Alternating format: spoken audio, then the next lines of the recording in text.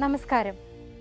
നറുവെയിലിനോടൊപ്പം വിടർന്നു നിൽക്കുന്ന വ്യത്യസ്തമായിട്ടുള്ള നിറങ്ങൾ, ചുമപ്പ്, പച്ച, അങ്ങനെ മഞ്ഞ, വെള്ള, അങ്ങനെ വിവിധ വർണ്ണങ്ങൾ കൊണ്ട് ഭൂമി അലങ്കൃതമാണ്. അതുപോലെ തന്നെയാണ് ഓണസദ്യയുടെ കാര്യവും.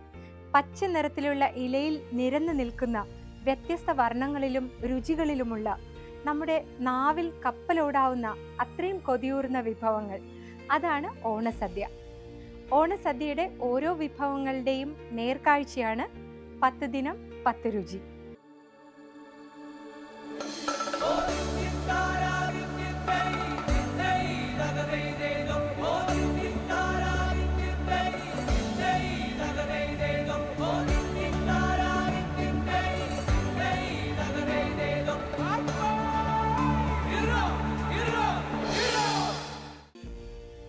ഇതിലെ ഇന്നത്തെ അധ്യായത്തിൽ നാം ഉൾപ്പെടുത്തിയിരിക്കുന്നത് ഉള്ളിത്തീയലാണ്. നിങ്ങളോടൊപ്പം ഇതിന്റെ വിശേഷങ്ങൾ പങ്കുവയ്ക്കാനായി പ്രിയ ഹരികുമാർ എന്നോടൊപ്പമുണ്ട്. ഞാൻ ദർശന ഉണ്ണി. സ്വാഗതം ഇന്നത്തെ അധ്യായത്തിലേക്ക്.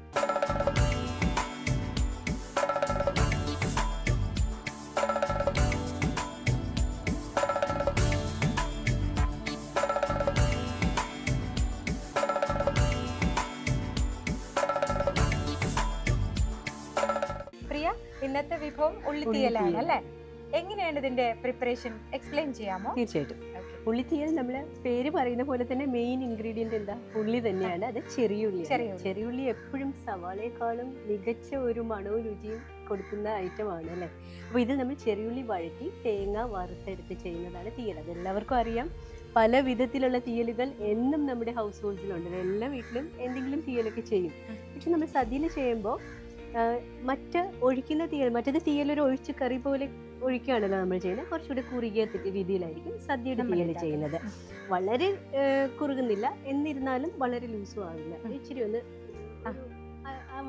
വെക്കുമ്പോൾ ഓടരുത്, അത്രേ ഉള്ളൂ. അപ്പൊ അതാണ് നമ്മുടെ തീയൽ.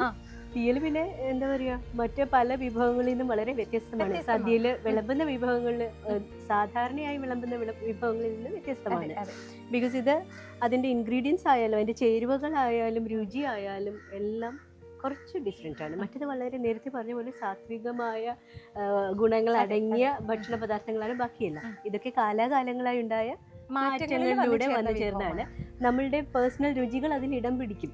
സാധാരണയായും നമുക്കൊരു പലയിടത്തും അറിയാമല്ലോ, വടക്കോട്ടൊക്കെ സദ്യയുടെ കൂടെ നോൺ വെജും വിളമ്പുന്നുണ്ടല്ലോ. അപ്പൊ അതായത് നമുക്ക് ഇഷ്ടമുള്ള ഓരോ രുചികൾ കൂടി അതിലോട്ട് ചേർത്ത് സദ്യയെ വിപുലീകരിച്ചുകൊണ്ടേയിരിക്കുകയാണ് അല്ലേ? അപ്പൊ അതുകൊണ്ട് നമുക്ക് ഇന്ന് ഉള്ളിത്തീയലാണ് ഇന്ന് ഇവിടെ വയ്ക്കുന്നത്. ആദ്യം നമുക്ക് തേങ്ങ വറുത്തരച്ചാലോ? അത് കഴിഞ്ഞിട്ട് തീയലിലോട്ട് കിടക്കാം. നമുക്ക് എണ്ണ ഒഴിച്ചു കൊടുക്കാം. ഒന്ന് ചൂടായി വരട്ടെ. ശരിക്കും ചട്ടി ചൂടായിട്ടാണ് എണ്ണ ഒഴിക്കുക. നമ്മൾ തിരക്ക് കൂടുമ്പോൾ ചുമ്മാ അങ്ങ് ഒഴിക്കുക. ചൂടായിട്ടുണ്ടല്ലോ, അങ്ങനെയൊക്കെ വെച്ച് നോക്കുന്നത് പൊള്ളലും അല്ല, തുടരുത്. തിരക്ക് കൂടി ചെയ്യുമ്പോ ഇതൊക്കെ സംഭവിക്കും. ഓക്കെ, തേങ്ങയ്ക്ക് മെത്തേഡാണ്. എണ്ണ ചൂടായോ എന്ന് നോക്കുന്നത് ഇങ്ങനെ. ചട്ടിയുടെ ചൂട് റെഡിയേറ്റ് ചെയ്ത് വരുമ്പോ അതെ, അത് നമുക്കറിയാലോ.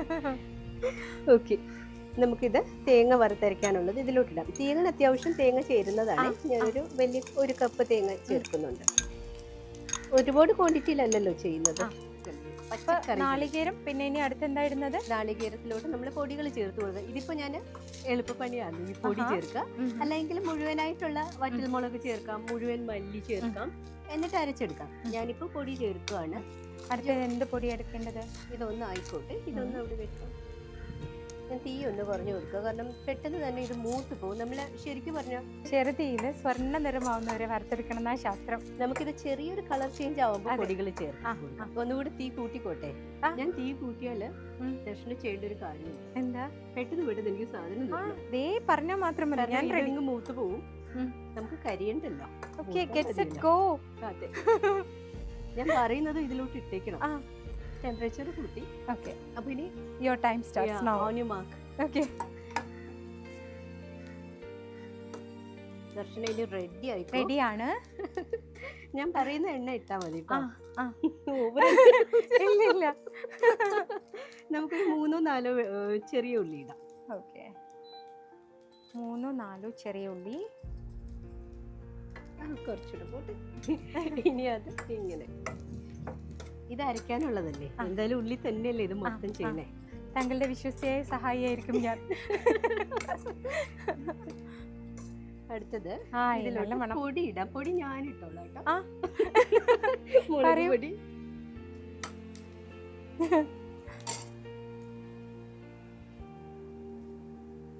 ഇനി ഞാൻ ഇതിലോട്ട് കുരുമുളക് ഇടുന്നുണ്ട്, അതുകൊണ്ട് ഒത്തിരി വേണ്ട, നല്ല എരിവായിരിക്കും. എനിക്ക് എരിവിനോട് പ്രിയം കൂടുതലാണ്.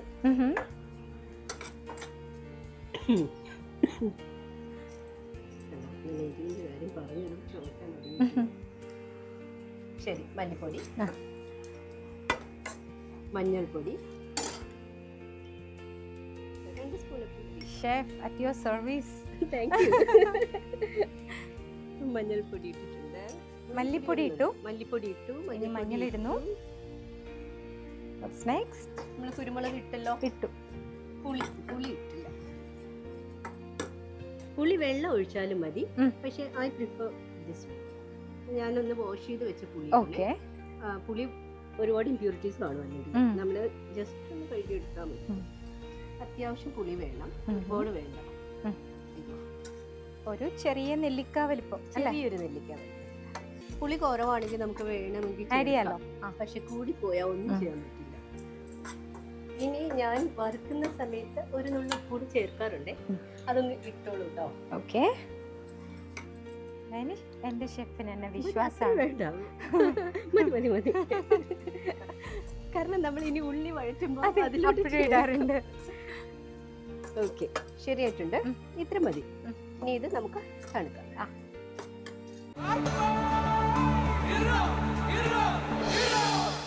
തണുത്തിട്ടുണ്ട്. നല്ല തണുത്തില്ലെങ്കിൽ പെട്ടെന്ന് ഇതൊന്ന് ചാടി മിക്സിയിലൊക്കെ ഇടുമ്പോഴേ.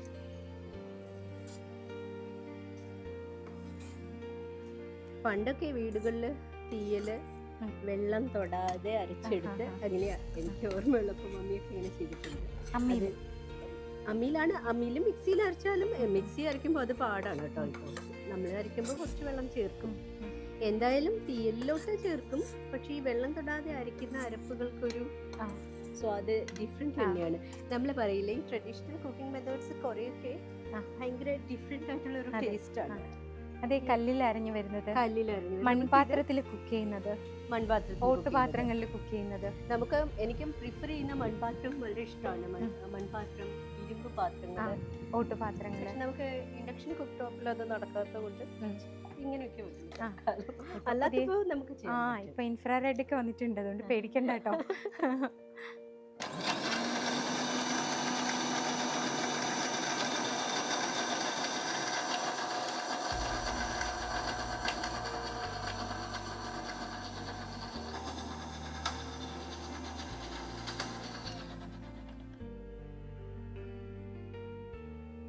അറിഞ്ഞോ?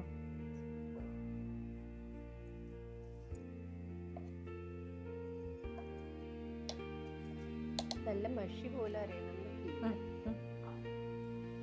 ഒന്നുകൂടെ. ഓക്കെ.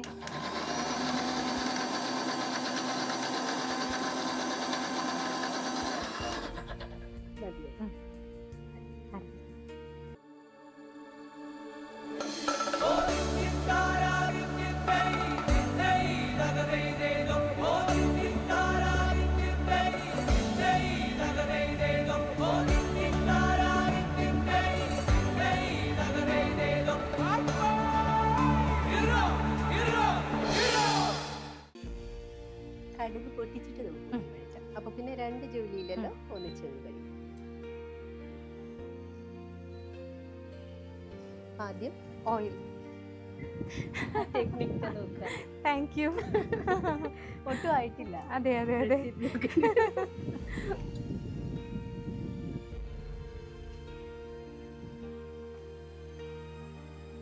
നമുക്കൊരൽപ്പം ഓയിൽ ഇരുന്നോട്ടെ, ഉള്ളിയൊക്കെ വഴറ്റാനുള്ളതല്ലേ. എന്നാലും ഒരുപാട് വേണ്ട കേട്ടോ. 3 ടേബിൾ സ്പൂൺ. അതെ, കടുകിടാം. ഇനി അതിലോട്ട് ഇനി എന്താ വേണ്ടേ?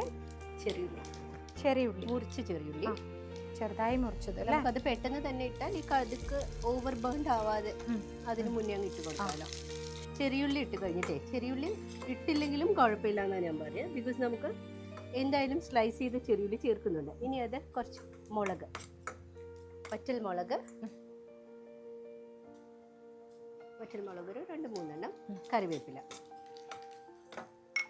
കറിവേപ്പില ഇട്ടോളൂ. അതിലിട്ട് ചെറിയുള്ളി മുറിച്ചത് ചേർക്കാനുണ്ട്.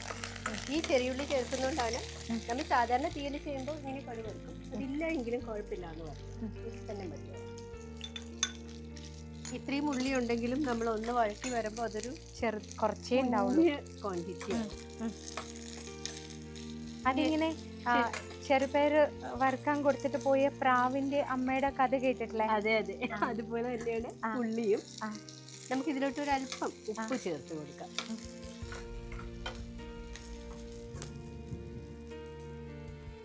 നമ്മൾ കോക്കനട്ട് ഗ്രൈൻഡ് ചെയ്ത് ഇതിൽ ചേർത്തിട്ടുണ്ട്. അതുകൊണ്ട് ഇതിൽ ഒരുപാട് വേണ്ട, കുറച്ചിട്ട് കൊടുക്കാം. ഇതിലിനി വേറൊന്നും ചേരാത്തതുകൊണ്ട് തന്നെ അത്യാവശ്യത്തിനുള്ള മാത്രം ഇട്ടാൽ മതി. ഇത് നല്ല പോലെ മൂത്ത് വറുത്ത് ഒരു ഗോൾഡൻ കളറിൽ സ്വർണ്ണവർണ്ണം മാർജിക്കണം. പക്ഷേ അത് കരിഞ്ഞും പോകരുത്, ഒരു സ്വർണ്ണ കളറിൽ വരണം. അവിടെയല്ല നമുക്ക് ക്ഷമ വേണ്ടത്. അതാ ഞാൻ മെല്ലെ സോർട്ട് ചെയ്ത് കരിഞ്ഞു പോവാതെ അടിക്ക് പിടിക്കാതെ ഒരു പേഷ്യൻസ് വേണം ബേസിക്കലി കുക്ക് ചെയ്യണമെങ്കിൽ. അപ്പൊ ഷെഫിനോട് 1 കപ്പ് ഉള്ളി തന്ന ആള് ചോദിക്കും, ഉള്ളി 1 കപ്പ് തന്നിട്ട് ഇത്രേ ഉള്ളൂ? അതുകൊണ്ട് ഉള്ളിത്തീയൽ വെക്കുമ്പോ ഉള്ളി തന്ന ആളെ അടുത്ത് നിർത്തണം, സാക്ഷിയാവണം. എനിക്ക് ആ പ്രാവിന്റെ കഥ പറയുമ്പോ സങ്കടമായത് എന്താണെന്നറിയോ? പറഞ്ഞോളൂ. പയർ അത്രയും അഞ്ഞാഴി പയർ കൊടുത്തതാണ്, വറുത്ത് വരുമ്പോ ഇത്രയേ ഉള്ളൂ. വറുത്ത് വരുമ്പോ ഷ്രിങ്ക് ആവുമല്ലോ. അപ്പൊ പ്രാവിന് കുഞ്ഞ് പേടിച്ചിരുന്നു. അമ്മ വരുമ്പോ ഇനിയിപ്പോ എന്താ പറയാ? അമ്മ വന്നിട്ട് ചോദ്യം മറിച്ചില്ല, ഒന്നുമില്ല. ആ കുഞ്ഞിനെ കൊത്തി ആവശ്യമാക്കി. അതെ, പിന്നെയാണ് അമ്മയ്ക്ക് അങ്ങനെ എടുത്തുചാടി ഒന്നും ചെയ്യാൻ പാടില്ല എന്നാണ്. അതെ, പിന്നീടാണ് അമ്മയ്ക്ക് റിയലൈസ് ആയത്. പക്ഷെ അപ്പോഴേക്കും ടു ലേറ്റ് ആയില്ലേ? To late.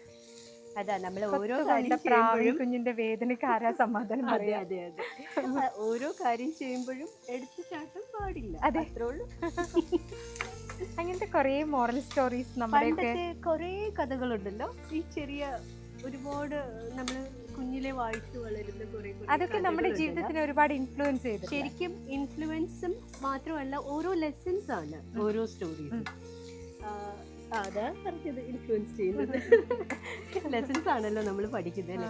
മേ ബി നമ്മൾ അപ്പോൾ രജിസ്റ്റർ ചെയ്യുന്നില്ലെങ്കിലും നമ്മളുടെ ലൈഫിൽ എപ്പോഴെങ്കിലും ഒക്കെ നമ്മൾ ആ ഒരു കാര്യം ഓർക്കാതിരിക്കില്ല. അങ്ങനെ ഈ കഥകളും വിഷ്വൽസും തമ്മിലുള്ള എന്താണ് ഒരു വ്യത്യാസം എന്നുള്ളത് അറിയാമോ? പറഞ്ഞു. നമ്മൾ വിഷ്വൽസ് കാണുന്നു, പുതിയൊരു വിഷ്വൽസ് വരുമ്പോൾ പഴയത് മറന്നു പോകുന്നില്ലേ? പക്ഷെ നമ്മളൊരു കഥ കേൾക്കുകയോ വായിക്കുകയോ ചെയ്യുമ്പോൾ നമ്മുടെ മനസ്സിൽ നമ്മളറിയാതെ തന്നെ ഒരു വിഷ്വൽ നമ്മൾ ക്രിയേറ്റ് ചെയ്തെടുക്കുകയാണ്.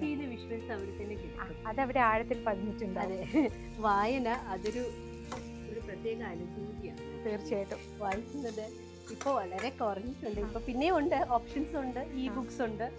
പലർക്കും ബുക്ക് എടുത്ത് വെച്ച് വായിക്കാൻ, ആ ബുക്ക് വായിക്കുന്ന ഒരു സുഖം. അക്ഷരങ്ങളുടെ ഇടയിലൂടെ സഞ്ചരിക്കുമ്പോഴാ നമ്മൾ ഈ പറയുന്ന ഉള്ളിലുണ്ടാവുന്ന വിഷ്വൽ ക്രിയേഷൻസ് ഉണ്ടാവുക.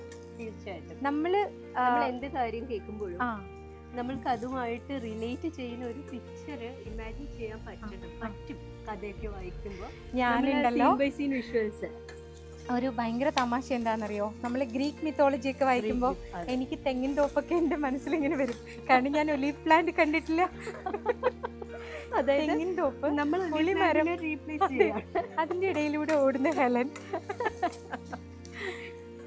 നമുക്ക് രാജ്യം മാറി ചിന്തിക്കാമല്ലോ. അതെ, നമ്മളതിനെ ഇന്ത്യനൈസ് ചെയ്യുന്നു. അതെ, ഇന്ത്യയിലൂടെ ഓടുന്നു. നമ്മുടെ തൊട്ടടുത്ത ചെറിയ നദിയുടെ കരയിലൂടെ. ഇപ്പൊ നമ്മള് വെനീസ് എന്ന് പറഞ്ഞ ആലപ്പി ആലോചിച്ചൂടെ? അതെ, ആലോചിക്കാലോ. നമുക്ക് എല്ലാം റിലേറ്റ് ചെയ്യാൻ പറ്റും. എല്ലാത്തിലും ഹാപ്പിനെസ് കണ്ടെത്തണമെന്നേ ഉള്ളൂ, റിലേറ്റ് ചെയ്യുന്ന എല്ലാത്തിലും. അങ്ങനെ ഉണ്ടാക്കിയെടുക്കുന്ന വിഷ്വൽസിൽ എന്തൊരു ചാരുതയാണെന്ന്. അതെ, നമ്മൾ ഒരിക്കലും മറക്കത്തില്ല. ഇനി 2 പച്ചമുളക് ഇതിലോട്ട് കട്ട് ചെയ്തിട്ട് കൊടുക്കാം. എന്താ വേണ്ടേ? പച്ചമുളക് മുറിക്കണോ? ഇവിടെ വെച്ച് മുറിച്ചോളാം.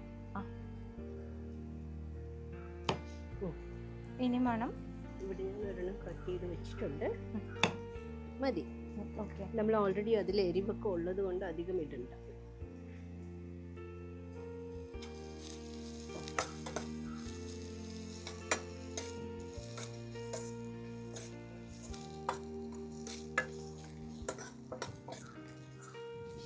കറി കൂടെ ചേർത്ത് കഴിഞ്ഞാൽ, നമ്മുടെ അരപ്പ് കൂടെ ചേർത്ത് കഴിഞ്ഞാൽ കറിയായി. അതൊന്ന് തെളിഞ്ഞു വരണം, എണ്ണ തെളിഞ്ഞു വരണം കറികളിൽ. പക്ഷേ ഒരു കുഞ്ഞു ടിപ്പ് പറയാം. പറയൂ. എല്ലാവരും ചെയ്യുന്നതാണെന്ന് അറിയില്ല, ഞാൻ ചെയ്യാറുണ്ട്. ഒരു നുള്ളു ഉലുവാപ്പൊടി കൂടി ഇടും. ആ ഉലുവയുടെ ഒരു ഫൈനൽ ടച്ച് എന്ന് പറയുന്ന ഫൈനൽ ടച്ച്. ഓക്കെ, ഇതായിട്ടുണ്ട്. നമുക്കൊന്ന് മീഡിയം ഇതിലാക്കാം. ഇല്ലെങ്കിൽ ഇത് ഇൻഡക്ഷനിലൊക്കെ എന്താ പെട്ടെന്ന് ഹീറ്റ് ആയി കഴിഞ്ഞാലേ പെട്ടെന്ന് ആയിപ്പോ.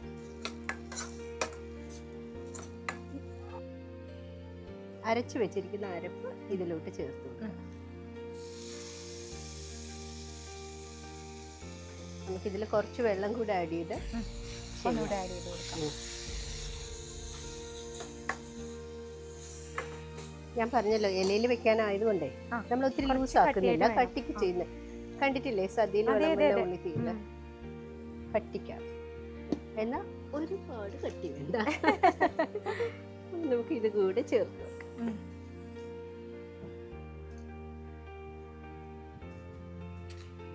സദ്യയോടൊപ്പം എനിക്കിത് കഴിച്ചത്ര ശീലമല്ല, അല്ലാതെ കഴിച്ചിട്ടുണ്ട്. ഞാൻ കഴിച്ചിട്ടുണ്ട്. എന്റെ ഏറ്റവും പ്രിയപ്പെട്ട ഒരു സംഗതിയുമാണിത്. അതെ അല്ലേ?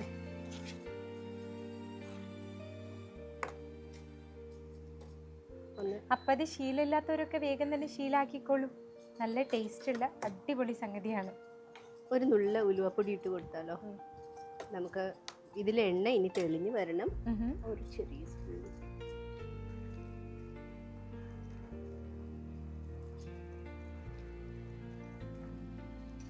ഇത് ഷെഫിന്റെ സ്പെഷ്യൽ പൊടിക്കൈയാണല്ലേ? ചില ഡിഷസ് നമ്മളെ നമ്മുടെ ഒരു സിഗ്നേച്ചർ ആഡ് ചെയ്യുമല്ലോ. അതെ അതെ അതെ. അപ്പൊ നമുക്ക് അറിയത്തില്ല ഇങ്ങനെ തന്നെയാണോ എല്ലാവരും ചെയ്യുന്നുണ്ടോ. പക്ഷെ നമ്മൾ ചില ഡിഷിലെ നമ്മുടേതായ ചെറിയ കാര്യങ്ങൾ, കുഞ്ഞ് എലിമെന്റ്സ് ചേർക്കുമ്പോൾ തന്നെ വി ഫീൽ ഡിഷ് കുറച്ചുകൂടെ നമുക്ക് അപ്പീലിംഗ് ആയിട്ട് തോന്നും, ടേസ്റ്റിയർ ആയിട്ട്, ഡിഫറെന്റ് ആയിരിക്കും. അതെ. ഇത് നമുക്ക് ചെറിയ ഒരു ഫയറിൽ ഇനി ഒന്നുമില്ല ചെയ്യാൻ. ഇതിന് നമ്മൾ ഓൾറെഡി കടു വറുത്തതാണ്, സോ ഞാൻ ചെയ്യുന്നില്ല. വേണമെങ്കിൽ ഇത് ലൂസ് ആക്കാം, അതേ ഉള്ളൂ. നമുക്ക് ഈ ഒരു കൺസിസ്റ്റൻസി മതിയെങ്കിൽ അങ്ങനെയാണ് നമ്മുടെ ഇഷ്ടം പോലെ. അപ്പം ഞാനീ പറഞ്ഞ നമ്മളിത് കട്ടിക്ക്, എൻ്റെ പേഴ്സണൽ ചോയ്സ് കുറച്ചുകൂടെ ലൂസാണ്. ബട്ട് ഇലയിലെ ആണല്ലോ നമ്മളിപ്പോൾ ഉദ്ദേശിക്കുന്നത്, അതുകൊണ്ട് ഇതാണ് അതിൻ്റെ കറക്റ്റ് ആയിട്ടുള്ള കൺസിസ്റ്റൻസി. ഇത് മതിയാവും. ഇതിനി അനങ്ങാതെ ഒന്ന് അടച്ചു വെക്കുമ്പോൾ എണ്ണ തള്ളി. ഓക്കെ.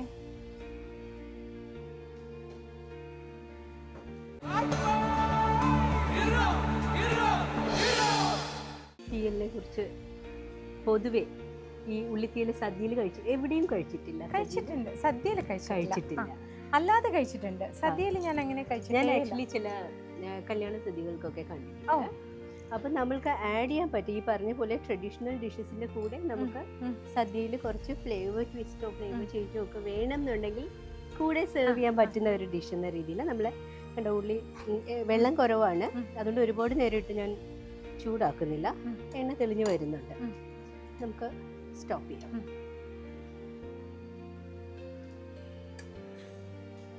ഓരോ ദേശത്തിന്റെയും അല്ലെങ്കിൽ ഓരോ മനുഷ്യരുടെയും ഒക്കെ സ്പെഷ്യൽ ഇഷ്ടങ്ങളും അവരുടെ ചോയ്സും ഒക്കെയാണ് നമ്മൾ ഉണ്ടാക്കുന്ന ഓരോ വിഭവങ്ങളും, അല്ലെ? തീർച്ചയായിട്ടും. നമ്മളൊരു സദ്യ ഉണ്ടാക്കുന്ന നമ്മുടെ ബെസ്റ്റ് ഏതാണെന്ന് നമ്മൾ ചിന്തിച്ചിട്ട് അതിൽ സെർവ് ചെയ്യാൻ നോക്കുള്ളൂ. അത്രേ ഉള്ളൂ. നമ്മളിപ്പോൾ ട്രഡീഷണൽ ഓണസദ്യ എന്ന് പറയുമ്പോൾ പോലും അതിൽ തന്നെ വേരിയേഷൻസ് ഉണ്ടല്ലോ. കേരളത്തിൽ അങ്ങോട്ടും ഇങ്ങോട്ടും ഓരോ ഇപ്പൊ പറഞ്ഞ സാമ്പാർ ആയാലും എന്ത് കറി എടുത്താലും പല രീതികളിലാണ് ചെയ്യുന്നത്. അപ്പോൾ ഒന്നിനും ഒരു സ്ട്രിക്റ്റ് ആയിട്ടൊരു ഫോർമുല പറയാനില്ല. പക്ഷെ ബേസിക് ആയിട്ടുള്ള ചില കാര്യങ്ങൾ നമ്മൾ സ്റ്റിക്ക് ഓൺ ചെയ്യേണ്ടി വരും ഏത് ഡിഷ് ചെയ്താലും. കിഴക്കൻ മേഖലകളിലെ സാധനങ്ങളുടെ അവൈലബിലിറ്റി അനുസരിച്ച് മാറ്റങ്ങൾ എപ്പോഴും അങ്ങനെയാണ്. സാധനങ്ങളുടെ അവൈലബിലിറ്റി അതാണ് മെയിനായിട്ടും ഓരോ ഡിഷിനെയും ഇൻഫ്ലുവൻസ് ചെയ്യുന്നത്. പിന്നെ ഇപ്പൊ പലയിടത്തും എല്ലാം കിട്ടും, അവിടെ കിട്ടുന്നത് ഇവിടെ കിട്ടും, ഇവിടെ കിട്ടുന്നത് അവിടെ കിട്ടുന്നുണ്ട്. എങ്കിൽ പോലും ഓരോ ദേശത്തിനും അതിൻ്റെതായ പ്രത്യേകതകളാണ്. ഓരോ വിഭവവും അതുപോലെ തന്നെയായിരിക്കും. അപ്പം നമ്മൾ ഇത് കണ്ടിട്ട് അല്ലെങ്കിൽ ഒരു ഡിഷ് ആരെങ്കിലും ചെയ്യുമ്പോൾ നമ്മൾക്ക് ചിലപ്പോൾ തോന്നുന്നു ഇങ്ങനെ അല്ലല്ലോ ഞാൻ ചെയ്യുന്നത്. പക്ഷേ അതിനെല്ലാം ഒരു ഡിഷ് തന്നെ പല രീതിയിൽ നമുക്ക് ചെയ്യാൻ പറ്റും എന്നുള്ളതാണ്. ഇതാ അങ്ങനെ നമ്മുടെ സ്പെഷ്യൽ ഉള്ളിത്തീയൽ തയ്യാറായി കഴിഞ്ഞു.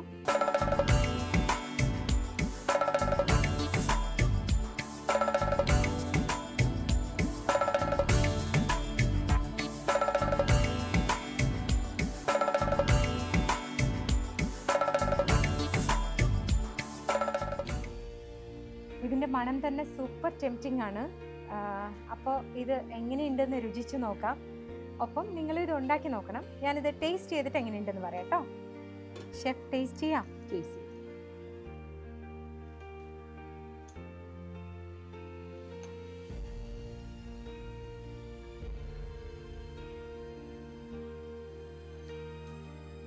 നല്ല ചൂടുണ്ട്.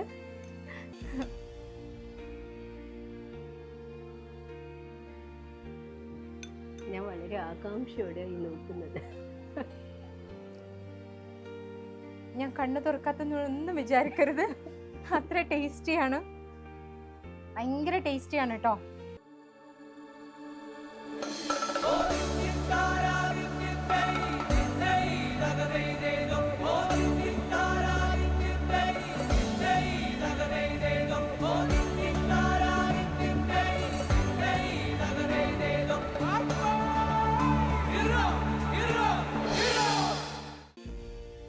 നമ്മൾ സദ്യ എന്ന് പറയുമ്പോൾ അതിലേക്ക് നമ്മൾ ഒത്തിരി അതിഥികളെ, നമ്മൾ ഏറ്റവും സ്നേഹിക്കുന്ന, നമ്മളോട് നെഞ്ചോട് ചേർത്ത് പിടിക്കുന്ന ആൾക്കാർക്ക് വേണ്ടി നാം തന്നെ നമ്മുടെ കൈകൊണ്ട് ഉണ്ടാക്കി വിളമ്പുന്നതാണ് സദ്യ.